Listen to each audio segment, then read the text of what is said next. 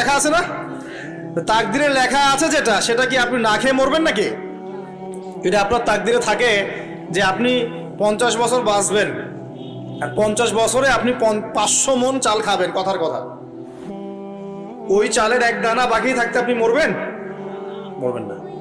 তাহলে রিজিক কি আমার সাথে সম্পৃক্ত না আল্লাহর সাথে সম্পৃক্ত? এই বিশ্বাসটা করতে হবে। তো দাড়ি রাখলে কি মেয়েরা পছন্দ করবে না নাকি? বলেছে যে বিয়ে করবো না দাড়ি রাখলে, এমন কথা বলেছে? যদি কোনো মেয়ে এরকম কথা বলে, ওই মেয়েকে বিয়েই করার দরকার নেই আপনার। যদি কোনো মেয়ে আপনাকে বলে যে দাড়ি রাখলে ভালো লাগে না, শেভ করতে হবে, না হলে বিয়ে হবে না, বিয়ে করবো না, ওই মেয়েকে বিয়ে না করাই উচিত আপনার। ওর তো মানে আপনাকে বিয়ে করার যোগ্যতাই হয়নি, ওর তো যোগ্যতাই হয়নি আপনাকে বিয়ে করার। সে তো দাড়ি নিয়ে প্রশ্ন তুলছে। যে মেয়ে বলবে যে নবীর সুন্নত আছে এজন্য আপনাকে পছন্দ করি, তখন